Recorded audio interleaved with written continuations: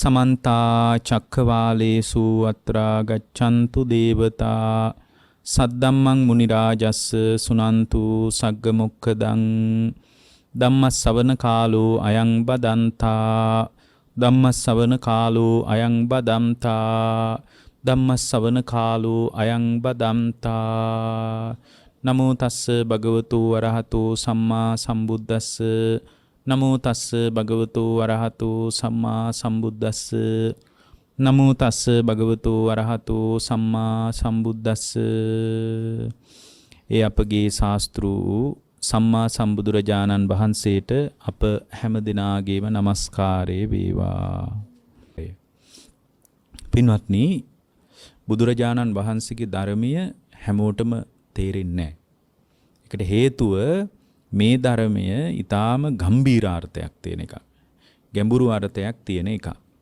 ඒතර මේ ගැඹුරු අර්ථයක් තියෙන ධර්මය Tamanගේ ජීවිතයට ගැලපෙනවා නම් ඒක ඊටාම සුළු පිරිසකට තේරෙන එකක්. මොකද හරිම ප්‍රඥා ගෝචරයි මේක. ප්‍රඥාවේ ධාරිතාවේ හැටියටයි තේරෙන්නේ. ප්‍රඥාව නැත්තම් හිතෙන්න පුළුවන් මේ මොනවා කියනවද දන්නේ නැහැ. මේ කිසි දෙයක් තේරෙන්නේ නැහැ. එහෙම කියලා කියන්න පුළුවන්.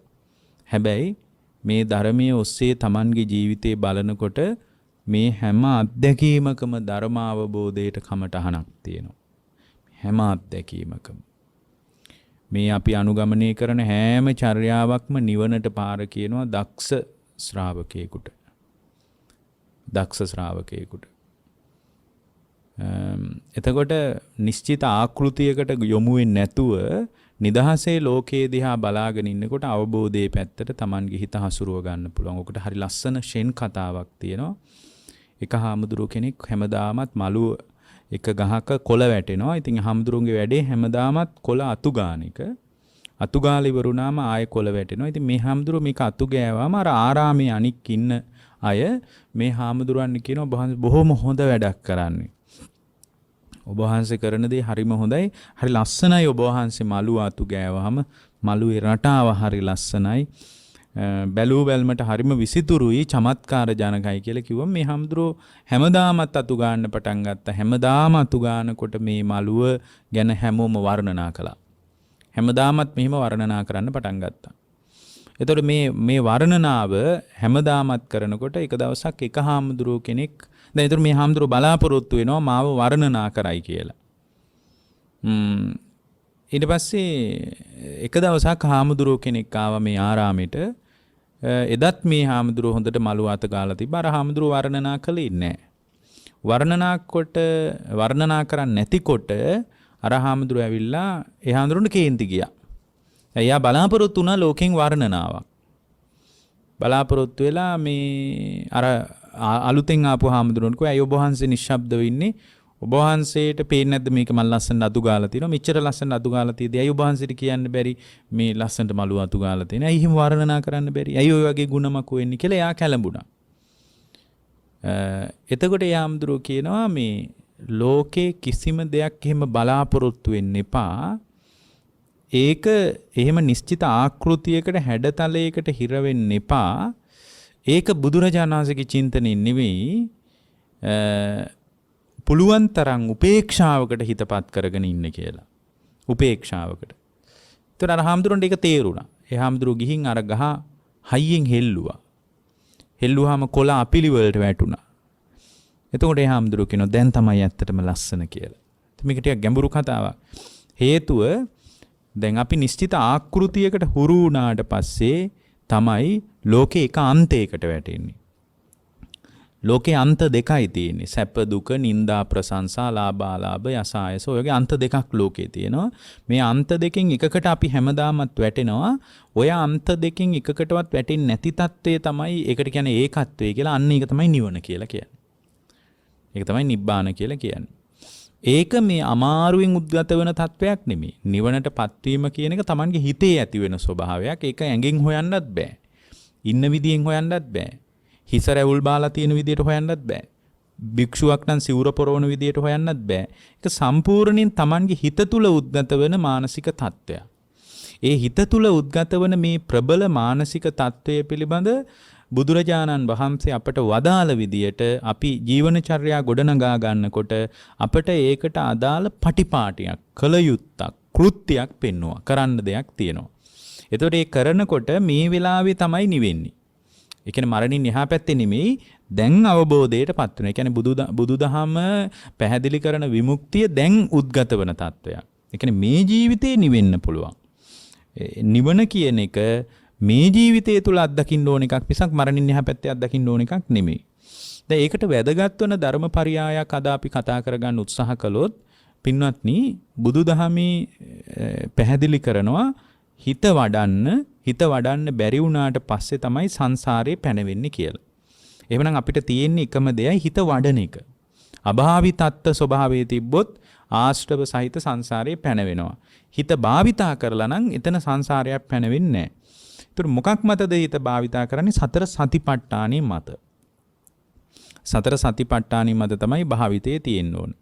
එතකොට සතර සතිපට්ඨානෙ වැඩුවොත් බුදුරජාණන් වහන්සේ වදාළ මහණෙනි උපරිම අවුරුදු 7යි එයා රහත් වෙන්න ඕන, නැත්නම් අනාගාමි වෙන්න ඕන කියලා. ඒ කියන්නේ අවුරුදු 7කින් අරහත් වේ කරා යන්න පුළුවන් එකම ක්‍රමය තමයි සතිපට්ඨානෙ වඩන එක. එතකොට අවුරුදු 7 මිහිදී දැන් අපිට පුළුවන් අවුරුදු 7ක් සැලසුම් කරලා බලන්න. ඇත්තටම මේ හාමුදුරුවෝ කියන එක එහෙමද කියලා. අවුරුදු 7ක් යන්න ඕනේ. හරියට මාස 3ක් විතර දියුණු කරගෙන යනකොට එයාට පුළුවන් Taman තුල ස්ථාවර බවක් හදාගන්න, සෝතාපන්න වෙන්න පුළුවන්. එතකොට අවුරුදු 7ක් යනකම් බලාගෙන ඉන්න ඕනේ. මේ දැන් බුදුදහමේ විශේෂත්වය, දැන් බුදුදහම දර්ශනයක් වෙන්නේත් ඒකයි. ලෝකේ හැම ආගමක්ම මරණින් එහා පැත්තේ නිවන ගැන විමුක්තියක් ගැන කතා කරන්නේ.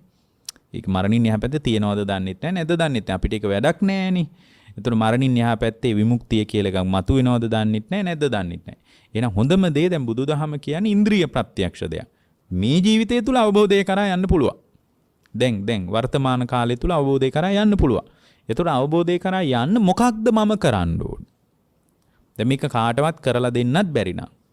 කාටවත් මේ தත්ත්වේ හදලා දෙන්නත් බැරි නා. දැන් මම මොකක්ද කරන්න ඕන? අන්න එහෙම අහන කෙනෙකුට අපිට පුළුවන් ඔබ කරන්න ඕන දේ ලයිස්තුගත කරලා කියන්න. මේ ටික කළොත් අනිවාර්යෙන් අවබෝධය කරා යනවා. දැන් ඔබට එක නිමිත්තක් පැහැදිලි. මොකක්ද? හිත වඩන්න ඕන එකයි. මොකක් මතද වඩන්නේ? සතිපට්ඨානිය මත වඩන්න ඕන. එච්චරයි. ඒ කියන්නේ දැන් භාවනාවක් කළත් දැන් ලෝකේ හැම භාවනා ක්‍රම උගන්වපු ගොඩක් ගුරුවරු ඉන්නවා. බුදුදහමේ විතර නෙමෙයි භාවනාව තියෙන්නේ. හැබැයි සතිපට්ඨානිය වැඩෙන විදියට භාවනාව තියෙන්නේ බුදුදහමේ විතරයි. ඒක ලෝකේ කොහෙවත් ඇත්තේ නැහැ. සතිපට්ඨානිය වැඩෙන ආකාරයට හිත පුහුණු කරන්න තියෙන්නේ බුදුරජාණන් වහන්සේගේ ධර්මයේ තුල විතරයි. එතකොට සතිපට්ඨානිය අනුව වඩනකොට සියුම් මානසික උපක්ලේශවත් හිතේ හිටින් නැතුව හිත නිදහස් වෙනවා කෙලෙසුන්ගේ. ඒකට තියෙන පළවෙනි පියවර තමයි කායානුපස්සනාව වඩන එක. ඒ කියන්නේ කායානුපස්සනාව වඩන එකෙන් තේරෙන්නේ මේ ඕලාරික කයේ යථාර්ථය. දැන් අපි තුල බරපතල බැඳීමක් තියෙන මේ කයටනේ. මූලික වශයෙන් මේ කය පිළිබඳ ඕලාරික බැඳීමක් අපි තුල පවතිනවා. එතකොට ඕලාරික බැඳීමක් කය තුල පවතින නිසා මේ කය පිළිබඳ යථාර්ථය තමයි මුලින් හදාගන්න ඕනේ. එතකොට කය පිළිබඳ යථාර්ථය හදාගන්න මේ කයට තමයි මම, මගේ දරුවා, මගේ බිරිඳ, මගේ ස්වාමියා, මගේ අම්මා, මගේ තාත්තා කියලා අපි මේ කයටනේ රැවටිලා ඉන්නේ. නමුත් ඇත්තටම මගේ දරුවා, මගේ පුතා කියලා ස්වභාවයක් කයේ නෑනේ.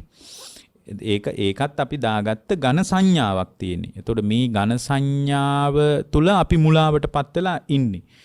දැන් කය පිළිබඳව අනුපස්සනා කරන්න ඕන, කායානුපස්සනාව වඩන්න ඕන. ඕලාරික වශයෙන් අපි තුල තියෙන ඕලාරික බැම්ම කඩා ගන්න ඕන මුලින්ම. එතකොට කායානුපස්සනාව වඩන්නේ අන්න ඒකටයි. කායානුපස්සනාව වඩනකොට තේරෙනවා මේ කයේ මම හිතපු සාරේ නෑ කියලා. එතකොට මේ කය පිළිබඳ මම හිතාගෙන හිටපු සාරේ නෑ. මේක තුල තියෙන සතර මහා ධාතුවක් කියලා එයාට පේන්න පටන් ගන්නවා. ඔය සතර මහා ධාතුවක් කියලා දකින්න මේ ලෝකේ හැමතැනම කමටහන් තියෙනවා. ඇයි? ලෝකේ හැමතැනම සතර මහා ධාතු තියෙන්නේ. ලෝකේ හැමතැනම මේ හැදිලා තියෙන ලෝකේ සකස් වෙලා තියෙන සතර මහා ධාතුවකින්. ඉතින් ඒක අවබෝධ කරගන්න ලෝකේ හැමතැනම කමටහන් තියෙනවා. මොකද මේ කය හැදිලා තියෙන්නේ පඨවි ධාතු, ආපෝ ධාතු, තේජෝ ධාතු, ආයෝ ධාතු වලින්.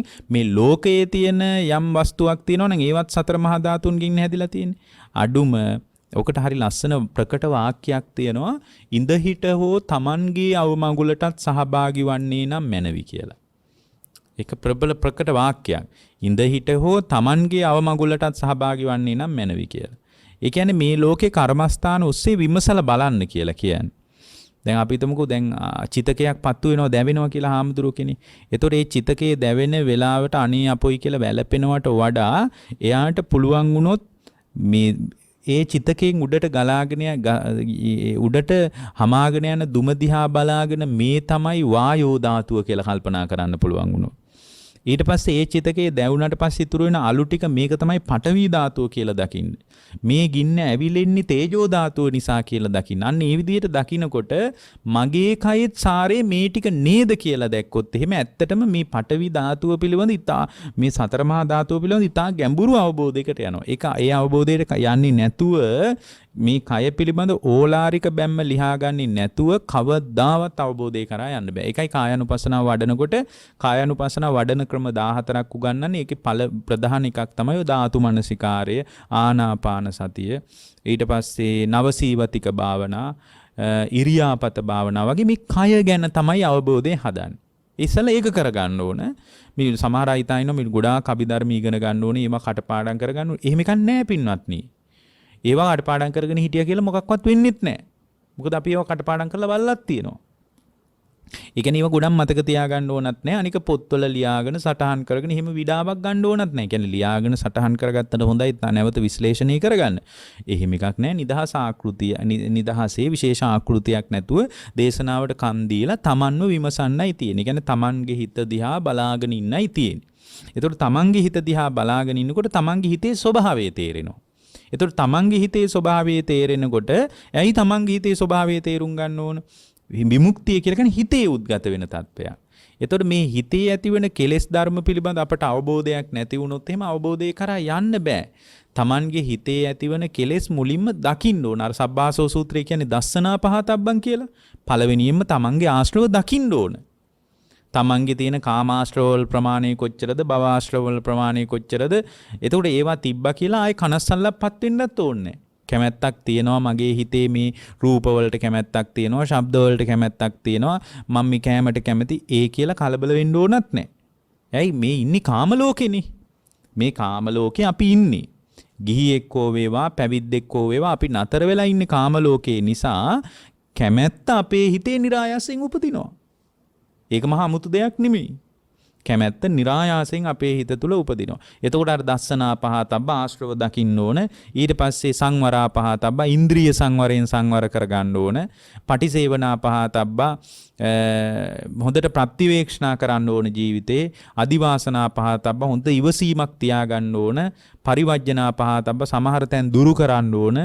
විනෝදනා පහතබ්බ මගහරින්න ඕන. භාවනා පහතබ්බ හිත වඩන්න ඕන. ඔච්චරයි කරන්න තියෙන්නේ.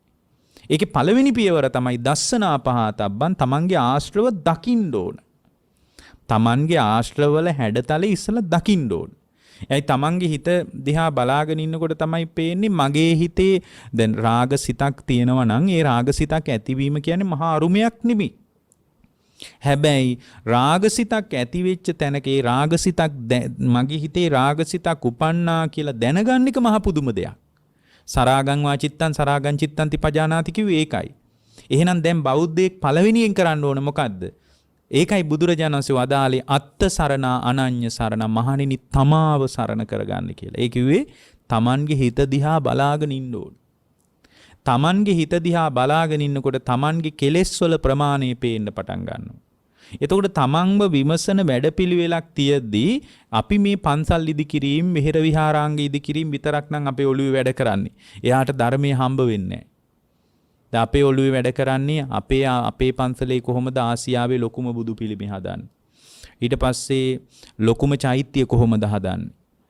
එහා පැත්තේ පන්සලේ ගහලා තියෙන මේ බෝධි ප්‍රාකාර බැම්මට වඩා රන් වැටකුත් එක්ක කොහොමද අපේ පන්සලේ වැටක් ගහන්නේ. ඕවනම් අපේ ඔළුවේ වැඩ කරන්නේ අපිට ලොකු මේ තමන් දැන් එහෙම එකක් නෙමෙයි බුදුදහම උගන්වන්නේ. බුදුරජාණන් වහන්සේ උගන්වන්නේ තමන්ව විමසන, තමන්ව ගවේෂණය කරන එකක්. එහෙනම් තමන්ගේ හිත දිහා බලාගෙන ඉන්න පටන් ගන්න ඕන. තමන්ගේ හිත දිහා බලාගෙන ඉන්න පටන් ගන්න ඕන. ඒ හේතුව දැන් අර බාහිර ආටෝප සාටෝප වැඩි වෙනවා නම් ඒ කියන්නේ අපිට හිතෙනවා නම් මේ ලොකු ලොකු මල් පූජා කරන එක තමයි බුදුදහමේ ක්‍රමය. 84000ක් මල් පූජා කරන එක බුදුදහමේ ක්‍රමය. පහන් ගොඩක් පූජා කරන එක බුදුදහමේ ක්‍රමය. එතකොට අපි කොහොමද මේ කංචුක පූජාවක් කරන්නේ? කප්රුක් පූජා කරන්නේ? ඕවා විතරක් නම් අපේ ඔළුවේ වැඩ කරන්නේ. ඒක බුදුදහමේ කේන්ද්‍රගත කතාවත් එක්ක ගැලපෙන්නේ නැහැ. මොකද ඒවා ඔක්කොම වැදගත් ශ්‍රද්ධාවට. ඒවා බුදුදහමේ ඉහළම අවධිය විදියට අපි සලකන්න නරකයි. එහෙම සැලකුවොත් වෙන්නේ පින්වත්නි ඒවා ඔක්කොම ඉහළ දේවල් විදියට අපි සැලකුවොත් එහෙම අපි ලොකු අමාරුවක වැටෙනවා. දැන් මේ අභ්‍යන්තරේ හිස් වෙනකොට තමයි ඒවා වැඩි වෙන්නේ. ඒ කියන්නේ ඇතුළ හිස් වෙන්න එයා බලන්නේ කොහොමද ලෝකේ කොහොමද ලොකුම පූජාව කරන්නේ. ඒ ඇතුළ හිස් වෙනකොට වෙන දෙයක්. ඔබ දැකලා ඇති ලංකාවේ ඉන්නවා සමහර කපු මහත්තුරු එහෙම මුදු එහෙම ගොඩක් දාගෙන ඉන්නවා. මාල ගොඩාක් දාගෙන ඉන්නවා. සමහර අයගේ රත්තරන් කිලෝ 2-3ක් ඇඟේ තියෙනවා. ඒකෙන් කියවෙන එක දෙයක් මොකද්ද? ඇතුළ හිස් කියලා. ඒ කියන්නේ ඇතුළ හිස් වෙන්න ආටෝප සාටෝප වැඩි වෙනවා. බුදුදහමටත් වෙන්නේ ඕකම තමයි. ඇතුළ හිස් වෙන්න බාහිර තියෙන දේවල් ටික තමයි වැඩි වෙන්නේ. ලොකුම පිළිමේ හදන විදිය, විශාලම සෑයක් හදන්නේ කොහොමද? ඊට පස්සේ මල් 84000ක් පූජා කරන්නේ කොහොමද? ඔය එකක්වත් බුදුහාමුදුරුව පැහැදිලි කරපු විමුක්තියට ඍජුව සම්බන්ධ නැහැ. සම්බන්ධ නැම කියලා කියනවා නෙමෙයි සද්ධාවට උදව්වා. එකකටවත් සම්බන්ධ නැහැ. එතකොට දැන් එහෙනම් කෙනෙක් අහන්න පුළුවන් හරි ඔබ වහන්සේලා කියන විදියට බුදුදහමේ විමුක්තියට සම්බන්ධ කතාව මොකද්ද? විමුක්තියට සම්බන්ධ කේන්ද්‍ර භාවිතේ මොකද්ද?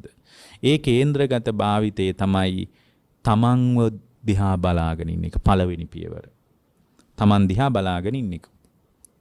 එතකොට තමන් දිහා බලාගෙන ඉන්නකොට තමන්ගේ ආශ්‍රව පේනවා. ඔබ වඩාත් ඔබ තුළ ඇතිවෙන්නේ රාගයේද, පටිඝයේද, මානයේද, විචිකිච්ඡාවද, භවරාගයේද ඕවා පේන්න පටන් ගන්නවා. ඒ පේනකොට විකල්ප කරනවා. ඒකට අදාළ ප්‍රබල විකල්ප වැඩපිළිවෙල තමයි සතර සතිපට්ඨානෙ. අන්න ඒක භාවිතා කළොත් තමන්ගේ හිත දිහා බලාගෙන සතර සතිපට්ඨානෙ භාවිතා කළොත් ඒ භාවිතා කරන තැනක බලාගෙන ඉද්දී ඒ පුද්ගලයා නිවෙන්න පටන් ගන්නවා.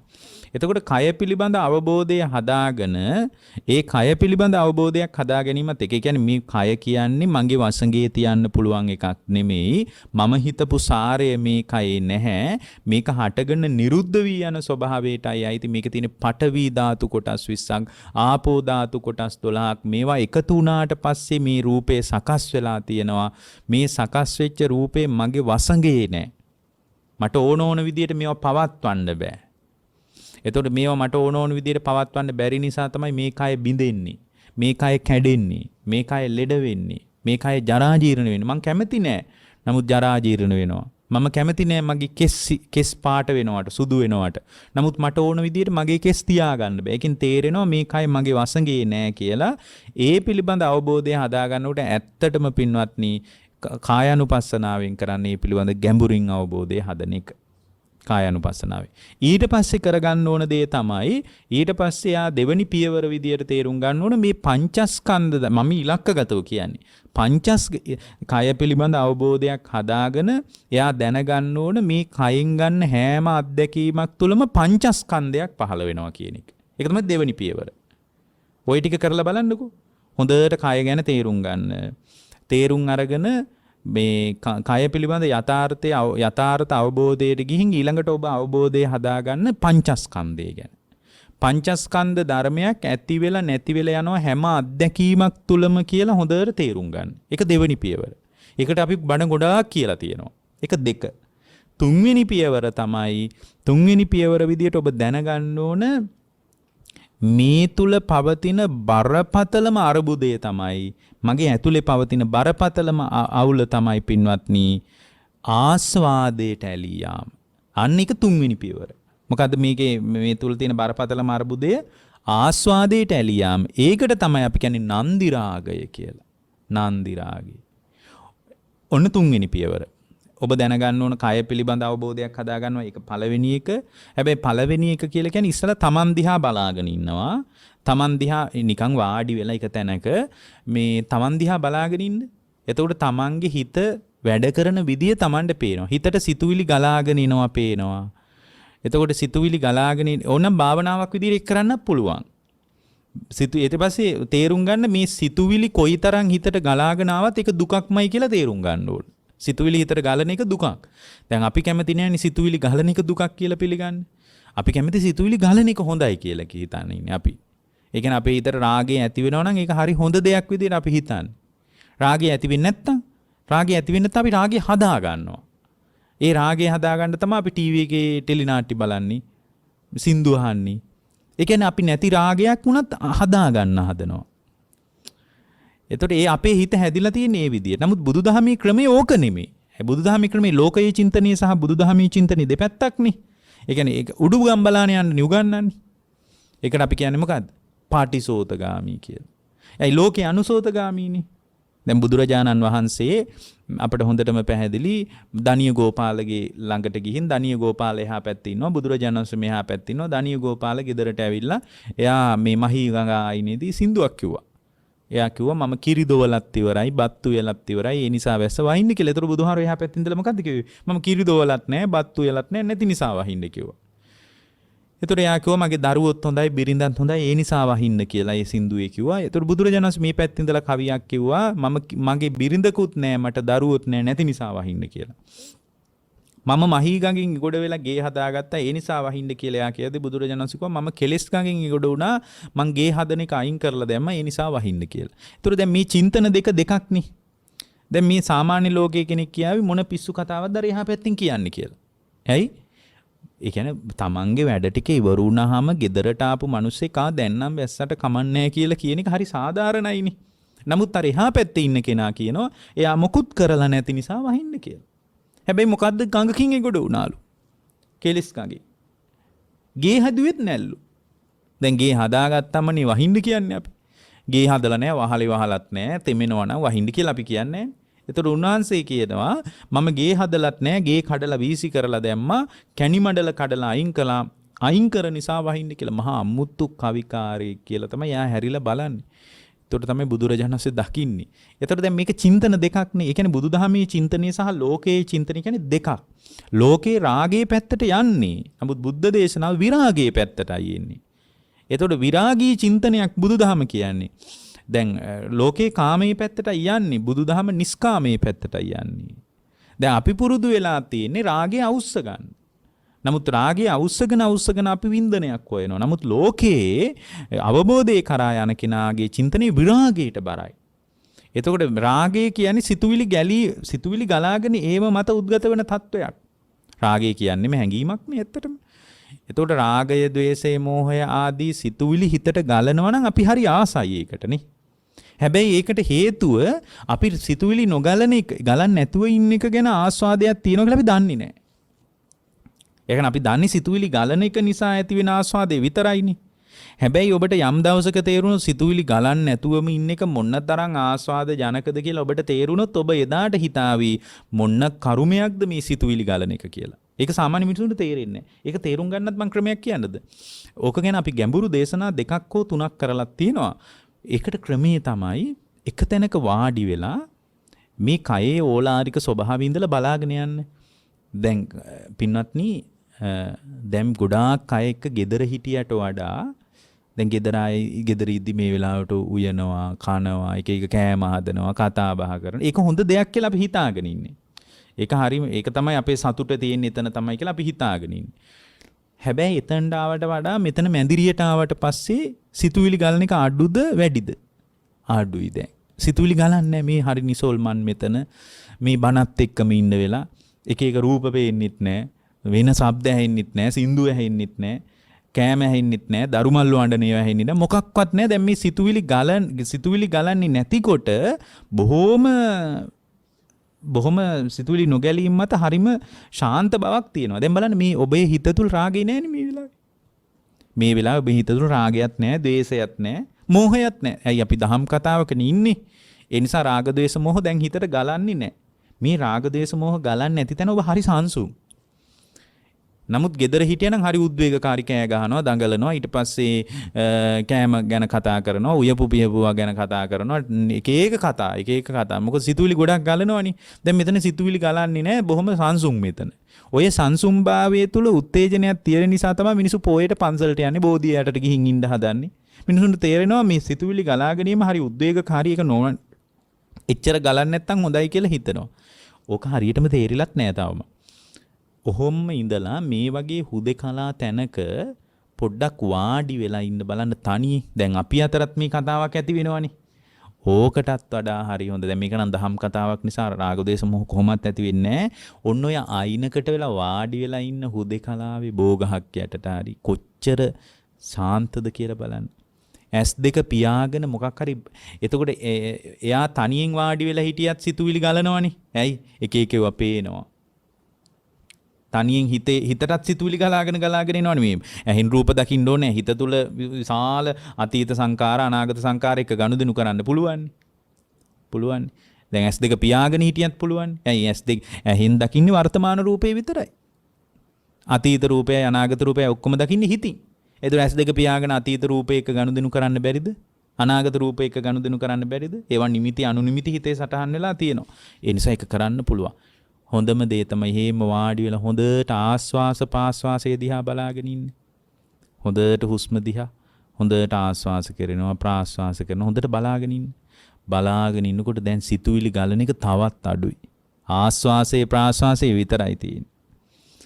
ආස්වාස ප්‍රාස්වාසයේ දිහා බලාගෙන ඉන්නකොට දැන් කයත් හොඳටම සංසිඳීගෙන යනවා. මනසත් සංසිඳීගෙන යනවා. ඒ නිසා ආස්වාස ප්‍රාස්වාසයත් සංසිඳීගෙන යනවා. නිවෙනවා. දැන් හොඳට බය වුණාම එකපාර හයියෙන් හුස්ම ගන්නි. එතකොට හයියෙන් හුස්ම ගන්නවා බය වීමත් එක්ක දැන් මෙතන හරිම සංසිඳිලා ආස්වාස ප්‍රාස්වාසයත් සංසිඳිලා සිතුවිලිත් දැන් ගලන්නේ අඩුම මේ හොද්දටම සංසිඳිලා හිත. ආස්වාස ප්‍රාස්වාස ගන්නෙ නෑ වගේ හිතෙනවා එක වෙලාවක. ආනාපාන සති වඩන අය අද ටීවී එක බලාගෙන ඉන්නවා නම් දන්නව ඇති ආස්වාස මම හුස්ම ගන්නෙ නෑ ස්වාමීන් වහන්සේ කියලා මට සමහර අය කියලා තියෙනවා. හුස්ම ගන්න නැත්නම් මැරෙන්න එපාය. හුස්ම ගන්නවා. ඒකත් දැනෙන්නේ නැතුව යනවා. ඔන්න ඔය නොදැනීම මත හිත තුල පින්වත්නි ප්‍රීතියක් හට ගන්නවා. ප්‍රීතියක් හට ගන්නවා. ඒක මේ ලෝකේ මොන රූපයක් බලලවත් හදාගන්න බෑ. ඒක කරලා දැන් කවදාද මේක කරන්න ඕන? දැන් මේ සතිය ගිහින් කරලා බලන්න මේ සතියේ தත්ත්වය උද්ගත වෙනවා. ඒ කියන්නේ දැන් මේ කියන කතාව බොරුවක් නම් ඔබට පුළුවන් ලබන සතිය ඇවිල්ලා ඔබ වහන්සේ කියපු එක වෙන්නේ නැහැ. ඔය බොරු කතා කියන්න එපා ධර්මාසනේ ඉඳලා කියන්න පුළුවන්. මොකද අපි කියන්නේ මරණින් එහා පැත්ත ගන්න නෙමෙයි. දැන් අර සිතුවිලි ගලන්නේ නැති එක නිසා හිතේ ප්‍රීතියක් ඇති වෙනවා. හරියට කරගෙන ගියොත්. ඒ ප්‍රීතිය පින්වත් නිකන් රූප බලලා ඇති වෙනවා වගේ එකක් නෙමෙයි. මොකද ප්‍රීතිය කියන එක හිතේනේ ඇති වෙන්නේ. එතකොට ඒ හිතේ අර සිතුවිලි ගලන්නේ නැති එක නිසා හිතේ පුදුම ප්‍රීතියක් ඇති වෙනවා. පුදුම විදිහේ ප්‍රීතියක් ඒක. ඒක පින්වත්නි මේ රූප බලලා දරුවොත් එක කතා බහ කරලා මේ අමුතු ප්‍රීතියක් ඇඟ පුරාම විහිදිච්ච ප්‍රීතියක්. මුලින්ම ඕක දැනෙනකොට නිකන් පිස්සු වගේ කියලා හිතෙනවා. පිස්සු වගේ කියලා හිතන්නේ මේ මනස අවුල් වෙලා කියලා නෙමෙයි. කෙනෙකුට හිතෙන්න පුළුවන් මේ මොකද්ද මේ ඇති උනේ කියලා හිතෙන්න පුළුවන්. සමහර අය ඔතන ඉඳලා මුලාවටපත් වෙනවා. මං දැන් සෝවාන්වත් වෙන්න ඇති කියලා. එහෙම මං අම්මට හම්බෙලා තියෙනවා. ඒකට එයා මුලාවටපත් වෙන ඇත්තටම එයා බොරුවට සෝවාන් කියලා කියනව නෙමෙයි. එයා තුල ඇතිවිච්ච අර ප්‍රීතියත් එක්ක මේක වෙන්න ඇති මේ සෝවාන් තත්ත්වය කියලා මිනිසු නැවටෙනවා. අර ඒ ප්‍රීතිය ඇති වුණේ පින්වත්ටි සංකාර ගලන් නැතිකම නිසා. හිතට අර ඒ කියන්නේ දැන් අපිට සංස්කාර ගැලීම මත අත්දක්ක ප්‍රීතිය තමයි අපිට තියෙන්නේ. ඒක මොනතරම් පුංචි එකක්ද කියලා තේරෙවි. සංකාර නොගැලීම මත ප්‍රීතිය අත්දැක්කොත්. ඒ ප්‍රීතිය ඇති වුණාට පස්සේ පින්වත් ඒ ප්‍රීතිය ඇති වුණාට පස්සේ පැය 3-4 ඉන්න පුළුවන් එහෙම භාවනාවේ. එහෙම වාඩි වෙලා ඉන්න පුළුවන්. ඊට පස්සේ දැන් සංස්කාර ගලන්නේ නැහෙනි. ඔන්න ඔබ ඔහොම ඉඳලා ඕක පරීක්ෂා කරලා බලන්න පුළුවන්. එකපාරම වාඩි වෙලා ඉන්න දිහා හිතින් බලන්න. දැන් ආස්වාස ප්‍රාස්වාසයේ දිහා බලාගෙන ඉඳලා දැන් සංසිඳිලානේ හිත තියෙන්නේ. එකපාර මේක කරලා බලන්න සතියක් විතර කරගෙන යනකොට හොඳ ආස්වාස ප්‍රාස්වාසයේ දිහා බලාගෙන ඉන්නකොට හොඳ සංසිඳෙන බව Tamanටම තේරෙනවා. ඊට පස්සේ ඔහොම වාඩි වෙලා ඉන්න ගමන්ම ආස්වාස ප්‍රාස්වාස කතාව අතෑරලා එකපාරම පින්වත්නි වාඩි වෙලා ඉන්න ඉරියව්ව දිහා මනෝ සම්පස්යෙන් බලන්න ඇස්සරලා නෙමෙයි මනසින් බලන්නේ මනෝ සම්පස්යෙන් බලන්න පිටිපස්ස කොටස බිමට ගෑවිලා තියෙනවා. යටිපතුල් පොළවේ ගෑවිලා තියෙනවා. ඔහොම පේනවා දැන් මනෝ සම්පස්සේ. ඊට පස්සේ වාඩි වෙලා ඉන්න විදිය තේරෙනවා. ඒ දනිස් දෙක තියෙන විදිය තේරෙනවා. කොන්ද කණුවකට හරි බිත්තියට හරි හේතු වෙලා තියෙන. ඔහොම බලන්නකෝ.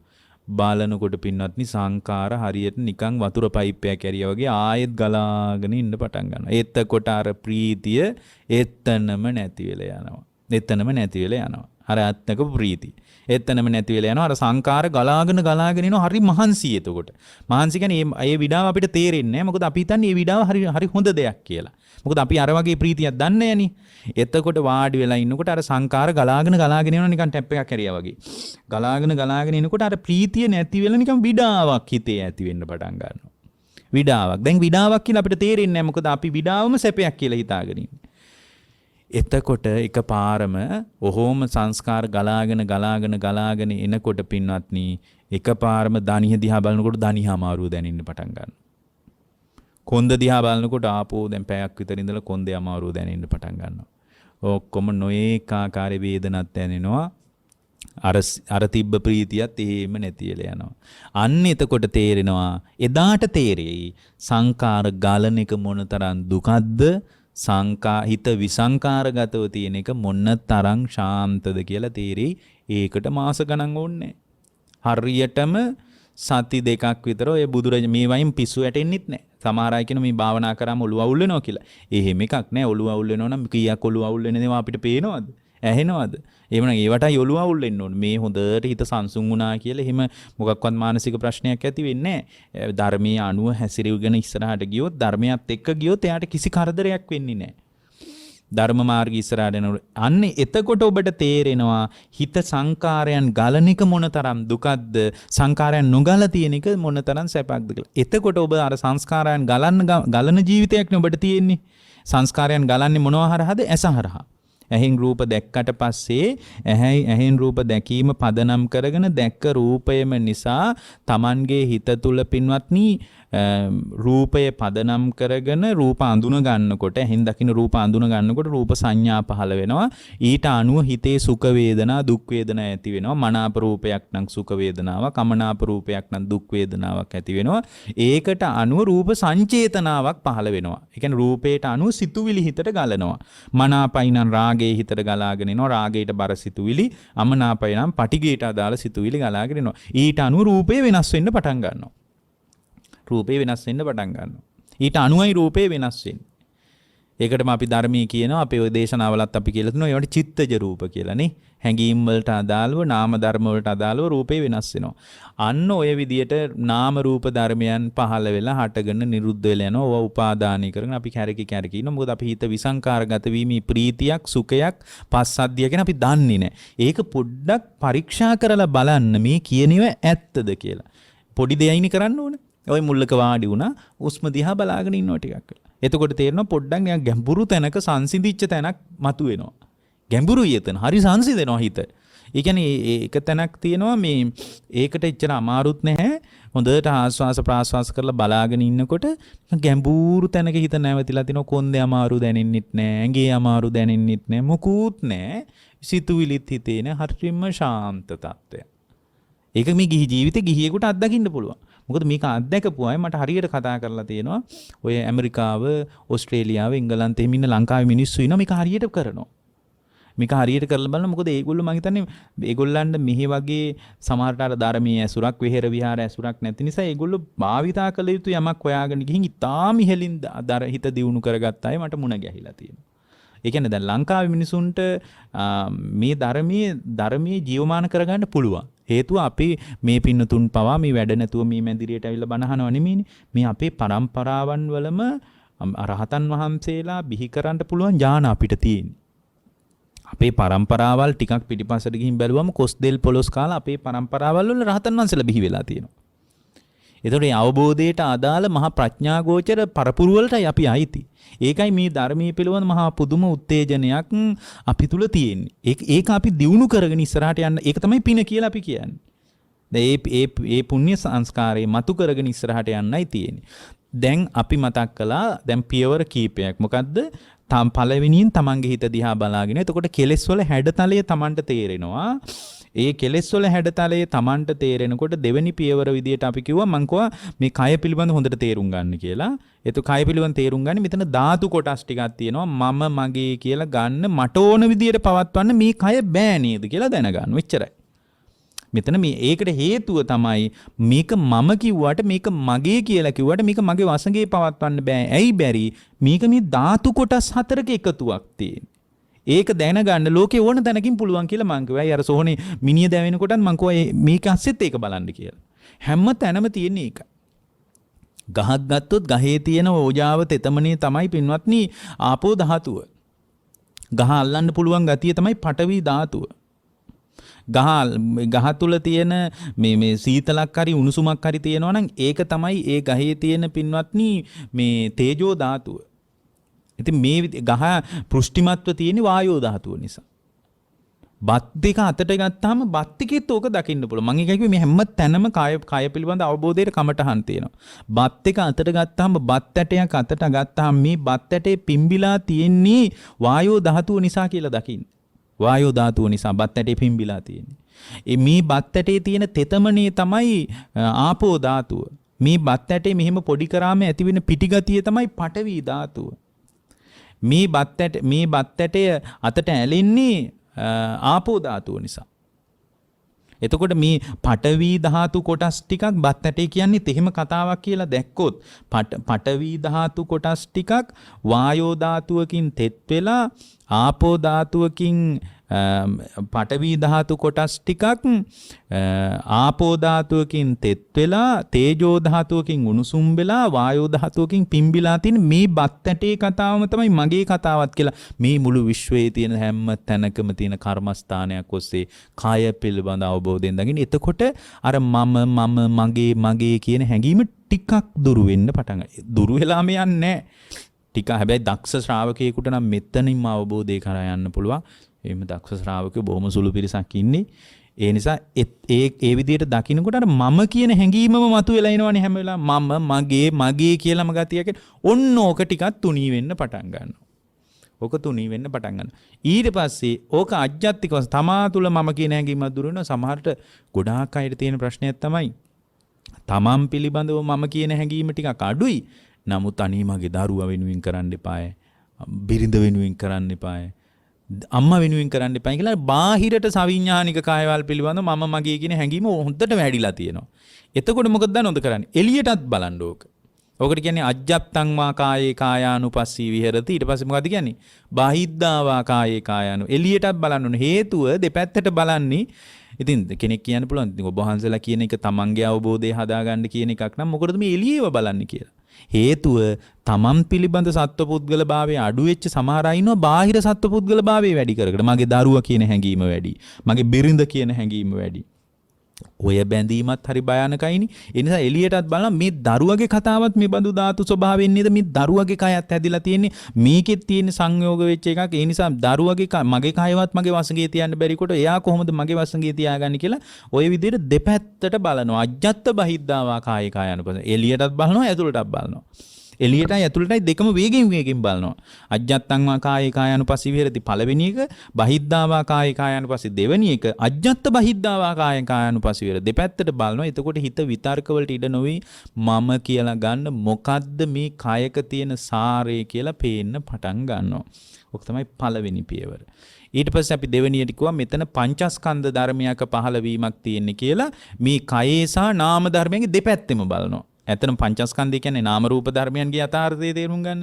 දෙපැත්තම බලනවා. දෙපැත්තම බලනකොට යාට තේරෙනවා මේකත් මේ කිසිම සාරයක් ඇති දෙයක් නෙවෙයි කියලා තේරෙනවා. පංචස්කන්ධයේ උදේවැය බලන ආකාරය අපි ගොඩක් දේශනා කරලා තියෙන නිසා අද දේශනාවෙන් අපි ඒක කියන්න යන්නේ. මම කිව්වේ දෙවෙනි පියවර විදියට මේක කරන්න ඕන. මේක ඉලක්කගතව මම මේ කියන්නේ. දැන් කරගෙන යනවා නම් ඉලක්කගතව මම මේ කියන්නේ. ඕනනම් සූත්‍ර මේ කියන එක බුද්ධ දේශනාවට ගැලපෙනවා. මට ඕනනම් සූත්‍ර කියන්න පුළුවන්. මම මොකුත් නොකිය මම මේ කියන්නේ. තුන්වෙනි පියවර තුන්වෙනි එක තමයි. හැබැයි බලාගෙන නැද්ද තුන්වෙනි ගන්නේ මේ හතරවෙනි එක. මොකද මුලින්ම කියන්නේ තමන්ගේ හිත දිහා ටිකක් බලාගෙන ඉන්න කියලා. එක දෙවෙනි එක තමයි මේ සම්පූර්ණින් රූපේ යථාර්ථය. හිත පිළිබඳ බලාගෙන ඉන්නේ නාම ධර්මයන් පිළිබඳ ගැඹුරින් තේරුම් ගන්න නෙමෙයි. හිතේ මේ බඳු සංකාරයන් හිතට ගලනවා. එතකොට තමන්ට තේරෙනවා මම රාග චරිතයක්ද, ද්වේෂ චරිතයක්ද, මෝහ චරිතයක්ද තමන්ට පේන්න පටන් ගන්නවා. ඊට පස්සේ තුන්වෙනි පියවරේ විදියට ගත්තොත් පංචස්කන්ධේ හොඳට ඇති වෙන නැති වෙන විදිය බලනවා. හොඳට බලනවා. කොහොමද බලන්නේ? ඒ කියන්නේ දැන් මේ කැම ටික ගන්නකොට පංචස්කන්ධ ධර්මයක් හටගෙන නිරුද්ධ වෙනවා. ඊට පස්සේ මේ හැම අත්දැකීමක් තුළම පංචස්කන්ධ ධර්ම හටගෙන නිරුද්ධ වෙනවා කියන එක දකිනවා. ඒක ඊළඟ පියවර. අනිත් එක තමයි නන්දි රාගය. මේ නන්දි රාගය කියන එක අතහැරලා දාන්න බලනවා. නන්දි රාගය කියන්නේ ආස්වාදයෙන් ඇලී යනවා. ආස්වාදයෙන් ඇලී යන්නේ මොකද්ද? ඇහැ ඉදිරියට එන රූපය පිළිබඳ ආස්වාදයෙන් ඇලී යනවා. ඒතර මේ ආස්වාදයෙන් ඇලී යාමේ යථාර්ථය හොඳින්ම තේරුම් ගන්න තමයි මම කිව්වේ ඕනනම් ටිකක් අයිනකටලා භාවනා කරලා බලන්න මේ කාම ලෝකයේ ඇති වෙන සුඛාස්වාදයට වඩා නිර්ාමිස සුඛාස්වාදේ මොන්න තරම් ප්‍රියජනකද කියලා තේරුම් ගන්න. ඇයි මතකද මම කිව්වා ඔබට අයිනක වාඩි වෙලා සංකාර ගලන එක දිහායි ගලන්නේ නැති එක දිහායි බලන්න කියලා. මම කිව්වේ මේ ආස්වාදයේ තේරුම් ගන්න. ඊළඟ පියවර විදියට නන්දි රාගයේ යථාර්ථයේ තේරුම් ගන්න තමයි මං කිව්වේ. එතකොට ආස්වාදයෙන් ඇලිලා යනවා ඇහි ඉදිරියට එන රූපේ නිසා. කන ඉදිරියට එන ශබ්දේ නිසා, නාසය ඉදිරියට එන ගඳ සුවඳ, දිවට දැනෙන රසය, කයට දැනෙන පහස, මනසට එන අරමුණු නිසා අපි ආස්වාදයෙන් ඇලිලා යනවා. ඒ කියන්නේ අපිට නන්දි රාගයක් පවතිනවා. මෙන්න මේ නන්දි රාගයේ තියෙන තාක්කල් පින්වත්නි අවබෝධය කරා යන්න බෑ. නන්දි රාගය මිනිසු කැමති නෑ මේ ආස්වාද ජනක නැති බවට පිළිගන්න. පින්වත්නි මේ ආස්වාදේ නිසාමයි දුක හටගන්නේ. ආස්වාදේ කොච්චර තියෙනවද? දුක එච්චරම තියෙනවා. ආස්වාදයෙන් ඇලීම නිසා නොයෙක් ආදීන වලට අපි අහු වෙනවා. නොයෙක් ආදීන වලට. පින්වත්නි මාළුවෙක් ආසා කරන්නේ ඇමට මිසක් බිලිකොක්කට නෙමෙයිනේ. මාළුවෙක් ආසා කරන්නේ ඇමට. එතකොට ඇමට ආසා කරන්න ගිහින් මාළුවා බිලිකොක්කේ පැටලෙනවා. අන්න ඒ වගේ මිනිස්සු ආසා කරන්නේ ආස්වාදයට. ආස්වාදයට ඇලීම නිසා නොයෙකුත් දුක්ඛ ස්කන්ධයන් වල අපිට පැටලෙන්න වෙනවා. හරියට මාළුවා ඇමට අහුවීම නිසා බිලිකොක්කේ පැටලෙනවා වගේ. එහෙනම් මේ ආස්වාදය ගැන අපි හැම කෙනෙක්ම දැනගන්න ඕන. ආස්වාදයේ යථාර්ථය. හැබැයි ආස්වාදයේ යථාර්ථය තේරුම් ගත්ත මේක සම්පූර්ණ අවබෝධයටපත් වෙන්නේ අරහත්ත්වයේදී.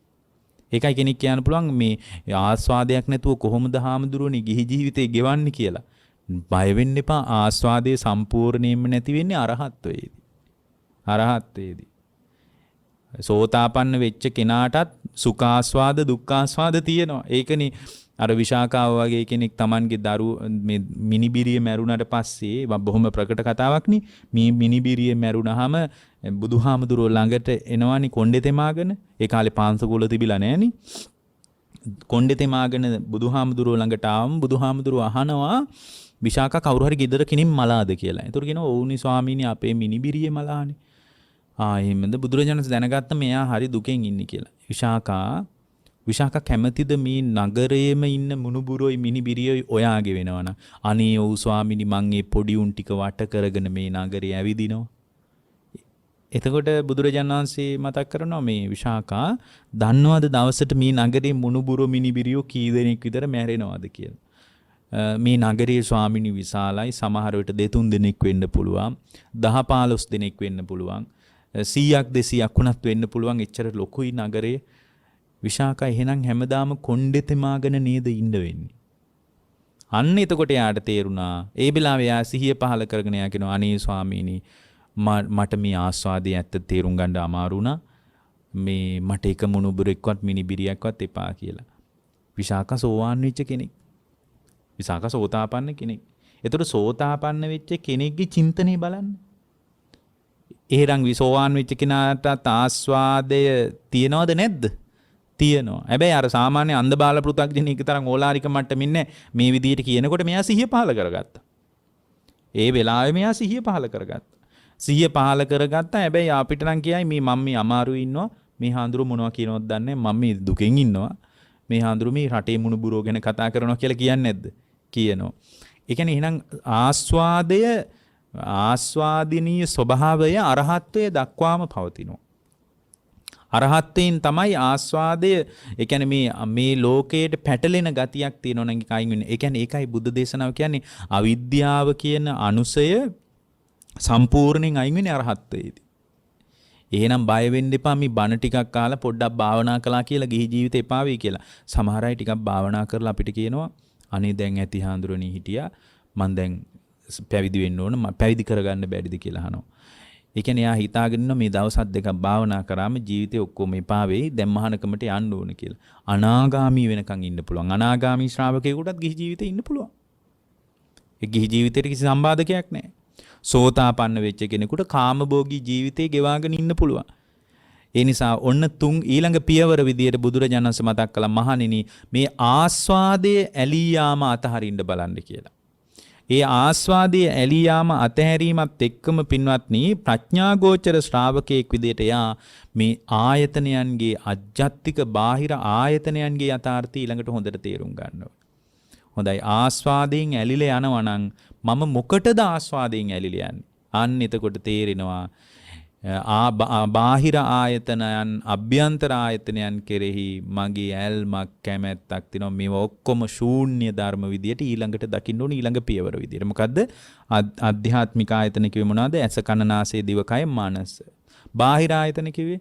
බාහිර ආයතන කිව්වේ රූප, ශබ්ද, ගන්ධ, රස, පොට්ටබ්බ ධම්ම. මේවට කියන්නේ බාහිර ආයතන. බාහිර ආයතන කියන්නේ රූප ආයතන, ශබ්ද ආයතන, ගන්ධ ආයතන, රස ආයතන, පොට්ටබ්බ ආයතන, ධම්ම ආයතන කියලා ආයතන 6ක් තියෙනවා. ඒතර ආයතනයක් වෙන්න මොනවද අවශ්‍ය? ආයතන හැදෙන්නේ කොහොමද? නාම රූප ධර්ම නිසා. නාමයයි රූපයයි ධර්ම දෙකම එකතු වුණාම ඒකට අපි කියනවා ආයතනයක් කියලා. දැන් මේ වෙලාවේ ඔබේ ඇස ආයතනයක්. ඒකයි ඔබට මාව පේන්නේ. හැබැයි මේ වෙලාවේ ඔබේ දිව ආයතනයක් නෙමෙයි. මොකද ඔබට දිව රස දැනෙන්නේ නැහැ මේ වෙලාවේ. දිව නිකන් ඉන්ද්‍රියක් විදියට ඔහේ පවතිනවා. එහෙනම් මේ ආයතන කියන්නේ මොනවටද? නාම රූප ධර්ම එකතු වෙච්ච තැනට. නාම රූප ධර්ම එකතු වෙච්ච තැනක. එතකොට නාම රූප ධර්මයන් එකතු වෙච්ච ගමන්ම ඒක ආයතනයක් බවට පත් වෙනවා. දැන් ප්‍රශ්නයක් තියෙන්නත් පුළුවන්. එහෙනම් බාහිර ආයතන කියන්නේ ඇයි? බාහිර රූප වලට රූප ආයතන කියන්නේ ඇයි? ශබ්ද වලට ශබ්දයි. මොකද බාහිර ශබ්දයට නාම රූප ධර්ම තියෙනවද? බාහිර ශබ්ද වලට රූප ආයතන කියලා කියන්නේ ඒ බාහිර ඇහෙන ඔක්කොම ශබ්ද රූප ආයතන නෙමෙයි. ශබ්ද ආයතන නෙමෙයි. බාහිර මේ ලෝකේ තියෙන ඔක්කොම රූප ආයතන නෙමෙයි. මේ වෙලාවේ මගේ ඇහැට මුණ ගැහෙන රූපේ රූප ආයතනයක්. මේ වෙලාවේ මට ඇහෙන ශබ්දේ ශබ්ද ආයතනයක්. නැත්නම් මේ විශ්වයේ තියෙන ඔක්කොම ශබ්ද ආයතන නෙමෙයි. මොකද ඒ ශබ්දේ නිසානේ මන් තුල නාම රූප ඇති වෙලා තියෙන්නේ. අන්න ඒ නිසා ඒවට කියන්නේ රූප ආයතන, ශබ්ද ආයතන, ගන්ධ. දැන් බාහිර ගඳකට, ගඳ සුවඳට මේ ජීවි ස්වභාවයක් නැහැනේ. එතකොට දැන් නාම රූප ධර්මයන් පහළ වෙන්න ජීවි ස්වභාවයක් තියෙනෝනේ. සියලුම ගඳ සුවඳවල් මේ ගන්ධ ආයතන නෙමෙයි.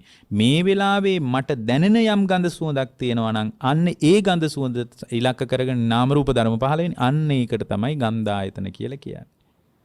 මේ ලෝකේ තියෙන ඔක්කොම රස ආයතන නෙමෙයි. මේ වෙලාවේ මං කෑම කන්නකොට මට දැනෙනවා නම් රසයක් අන්න ඒකටයි රස ආයතන කියන්නේ. ඔබ දකින්න ඕන බාහිර ආයතනත් අභ්‍යන්තර ආයතනත් ශූන්‍ය වශයෙන් දකින්න. මේවා හිස් දේවල් විදියට ඊළඟට දකින්න ඕන. මේවා කෙරෙහි නන්දියක්, රාගයක්, තෘෂ්ණාවක් හදාගෙන ඉන්න එක කිසිම හරයක්, සාරයක් ඇති දෙයක් නෙමෙයි. මොකද නාම රූප ධර්මයන් නිසා උද්ගත වෙච්ච ස්වභාවයක්. එතකොට මේ ස්වභාවය දිගට පවත්වන්න පුළුවන්ද? බෑ. ඇයි? නාම රූප නිරුද්ධ වෙනකොට එතනම නිරුද්ධ වෙලා යනවා. මට ඕන විදියට පවත්වන්න බෑ. ඒ කියන්නේ මට ඕන දේවල් දකින්න බෑ. ඒ හේතුන් නිසා හටගත්ත ඵල ධර්මයක් විදියට මට රූප පේනවා. ඒ වුණත් මට ඕනම මං කැමති රූප විතරක් මට බලන්න පුළුවන්ද? බෑ. දැන් ඔබ හිතන්න පින්වත්නි, ඔබ අකමැතිම කෙනෙක් මෙතනට එනවා. මෙතනට එනවා අකමැතිම කෙනෙක්. ඔබ යාට කැමතිව නැහැ. ඔබ යා දකින්නවත් කැමති නැහැ. අපි කියන්නේ සමහර මට නම් පේන්න බෑ කියලා කියන්නේ. දකින්නම කැමති නැහැ. ඔබ දකින්න කැමති නැති වුණත් පින්වත්නි, ඇසද රූපේද චක්කු විඥාණයද එකතු වුණොත් ඒ රූපේ පේනවද නැද්ද? පේනවා. ඔබට පුළුවන්ද මම ওই රූප වලට කැමති නෑ, ওই රූප මට නොපෙනේවා. ওই රූප මට නොපෙනේවා, මෙන්න මේ රූප විතරක් පෙනේවා කියලා ඔබට ඒ කැමති රූප විතරක් පේන මට්ටමට පුළුවන් ද හැපවත්වන්න. එහෙනම් ඒකෙන්ම තේරුම් ගන්න ඔබේ වසඟේ නෑ කියලා. ඇහැ කියන එක ඔබේ වසඟේ නැති බව ඒකෙන් තේරුම් ගන්න. එතකොට මේ ඇස කන නාසය දිවකය මනස කියන සලායතන ශූන්‍ය වශයෙන් මගේ ආත්මී කියලා ගන්න හරයක් සාරයක් නැති දෙයක් වශයෙන් හොඳට එළියටයි ඇතුළටයි බලන්න. ඒ බලනකොට පින්වත්නි, එයාට මේ ලෝකේම ශූන්‍ය ධර්ම විදියට පේන්න පටන් ගන්නවා. ලෝකෙම ශූන්‍ය ධර්ම විදියට පේන්න පටන් ගන්නවා. ඒ ශූන්‍යතාවයේ Taman තුල ප්‍රත්‍යක්ෂ වෙන්න යා ධර්මී පැත්තටම තල්ලු වෙවි යන්න පටන් ගන්නවා. එතනින් තමයි ආර්ය අෂ්ටාංගික මාර්ගයේ ප්‍රතිඵලය ලැබෙන්න පටන් ගන්න. එතකොට ආර්ය අෂ්ටාංගික මාර්ග මේ ටික දැක්ම ඇති වෙනකොටම සම්මා දිට්ඨිය තමයි මේ පහළ වෙන්නේ. රූපේ යථාර්ථය දැනගන්නවා. තමන්ගේ හිත දිහා බලාගෙන ඉන්නවා. එතකොට තේරෙනවා මම හිතපු දේ නෙමෙයි ලෝකේ කියලා.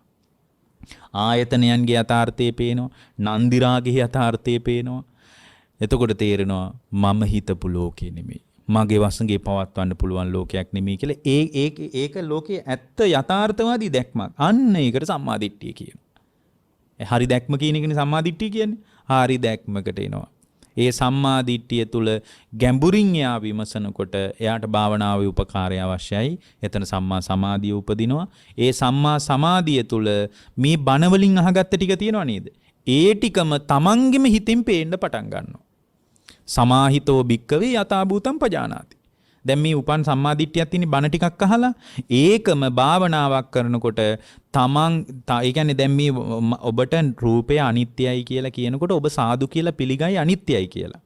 නමුත් ඒක ප්‍රත්‍යක්ෂ අවබෝධයක්ද? නෑ. ඒක භාග්‍යතුන් වහන්සේ කියපු නිසා අපි පිළිගන්නවා. රූපය අනිත්‍යයි කියලා පේන්න නම් පින්වත්නි මේ රූප කලාප බිඳි බිඳි යන ආකාරය දකින්න ඕන. ඒක දකින්න වෙන්නේ සමාධිමත් සිතකි. ඔය සලායතන නිරෝධයේ ඉලක්ක කරගෙන භාවනා කරන පංචස්කන්ධයේ අනාත්ම ලක්ෂණ ඉලක්ක කරගෙන භාවනා කරනකොට මේ රූප කලාප බිඳි බිඳි යන ආකාරය තමන්ගේ හිතින් දකින්න පුළුවන්. තමන්ගේ රූපේ බිඳෙනේද නිකම් බලාගෙන ඉද්දි අතහැරෙන්න එතකොට. ඇයි තමන්ගේ හිතින් ඉන්ද්‍රිය ප්‍රත්‍යක්ෂව දැකලායි තියෙන්නේ. කවුරුත් කිව්වට නෙමෙයි බුදුහාමුදුරු කිව්වටත් නෙමෙයි ඔය හාමුදුරු කිව්වටත් නෙමෙයි ඕවා අපි පිළිගන්න ඕනත් නෑ ඕනෑවට වඩා හාමුදුරු කියන ඒවා. මේක කරලා බලනකොට Tamanටම පේනවා මේ රූප කලාප හටගෙන නිරුද්ධ වෙවි යනවා කියලා.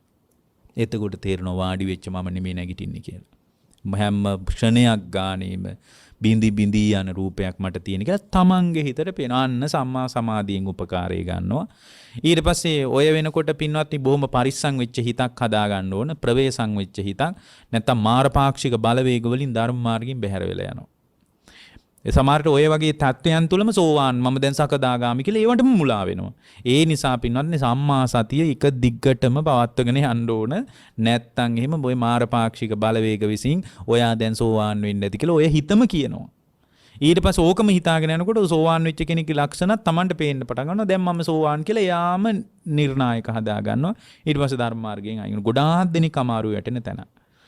ඒ කියන්නේ මේ ආධ්‍යාත්මිකව ඇතිවෙන මේ මානසික ස්වභාවය පිළිබඳ ගැඹුරින් තේරුම් ගන්නේ නැතුව අර ආධ්‍යාත්මික ප්‍රීතිය සුඛය පස්සද්ධිය මේවා අත්දකින්නකොට යාට හිතෙනවා මම දැන් සෝවාන් වෙන්න ඇති. සමහර අය හිතනවා මම රහත් වෙන්න ඇති. ඔය ලංකාවේ රහත් උනාය සෝවාන් වෙලා කියලා කියන අය ඉන්නව නේද? ඒ අය ඇත්තටම බොරුවටත් නෙමෙයි ඔය කියන්නේ. ඇත්තටම බොරුත් නෙමෙයි. සමහරට අවංකව සෝවාන් වෙච්ච අය ඉන්න පුළුවන් ඔය කියන අය අතර. නමුත් පින්වත්නි ඒගොල්ලෝ බොරුවටමත් නෙමෙයි. ඒගොල්ලෝ මේක කරලා ටිකක් කරනකොට අර ප්‍රීතිය සුඛය පස්සද්ධිය ඇති වෙනකොට ඒගොල්ලෝ මුලා වෙලා මේක සෝවාන් කියලා. අර Taman තුල ඇතිවෙච්ච ආධ්‍යාත්මික ප්‍රවේශයට මුලා වෙලා සෝවාන් කියලා. ඒකයි ඔය සමහර අය කියන්නේ මම දැන් සෝවාන් වෙලා ඉන්නේ කියලා. නැතු ඒගොල්ලෝ අලුතෙන් මේ බිස්නස් එකකට කියනවා නෙමෙයි. සමහර මුදල් හොයන අදහසින් කියන අය ඉන්නෝනේ. එහෙම අදහසක් නෙමෙයි. අර ආධ්‍යාත්මික දියුණු ඒකයි හොඳ සත්පුරුෂයෙක්ගේ ඇසුරක් තියෙන්න ඕන. ඒ කියන්නේ හොඳ කල්යාණ මිත්‍රයෙක්ගේ ඇසුරක් තියෙන්න ඕන. හොඳම කල්යාණ මිත්‍රයා කරගන්න ධර්මයේ එක ස්වාමීන් වහන්සේලා කල්යාණ මිත්‍රයා කරගන්න එපාද? මොකද එතකොට මේ හාමුදුරුවන් කියන ටික විතරයි අපි පිළිගන්නේ. ඒ කියන්නේ උන්වහන්සේලා කියන ඒවාත් අහගෙන හොඳම කල්යාණ මිත්‍රයා කරගන්න ධර්මයේ. මේ කියන ඒවා ධර්මයේ මේ විදිහට තියෙනවද කියලා ගලපලා බලන්න. ඒ කියන්නේ මේ කාලේ අපිට ධර්මයේ කල්යාණ මිත්‍රයා කරගන්න අමාරු නෑ. ඒ කාලේ නම් අමාරුයිනේ. ඒ කාලේ පොත්පත් තිබුණේ නෑ. මේ විදිහේ ත්‍රිපිටකයක් තිබුණේ නෑ. ලියලා මේවා පරිස්සම් කරලා තිබෙන්නේ. ඉතින් කවුරු හරි හාමුදුරුවෝ කෙනෙක් හරි ධර්මයේ දන්න කෙනෙක් පස්සෙම්ම ගිහින් ඉගෙන ගන්න ඕන. දැන් අද එහෙම නෑ. අද මේ අපිට පුළුවන් තමන්ගේ ජීවිතය තුළින් ධර්මය අත්දකින්න හොඳම කල්යාණ මිත්‍රයා කරගන්න ධර්මයේ. හොඳම කල්යාණ මිත්‍රයා කරගන්න ධර්මයේ. එතකොට පින්වත්නි සම්මා සතියනුත් උපකාරය ගන්නවා. ඊතුරු අංග වලින් ආර්ය අෂ්ටාංගික මාර්ගයේ උපකාරය හදාගත්තාම සිත්සේ ගොඩ වෙන්න පුළුවන්. කොහෙන්ද ගොඩ වෙන්නේ? සතරෝගය, කාමෝගය, භවෝගය, දිට්ඨියෝගය, අවිජ්ජාෝගය කියන සතරෝගයෙන් සිත්සේ ගොඩ වෙන්න පුළුවන්. ඒ ගොඩ වෙන පාරුව තමයි ආර්ය අෂ්ටාංගික මාර්ගය. ඒකට වඩා වෙන පාරක් නැහැ.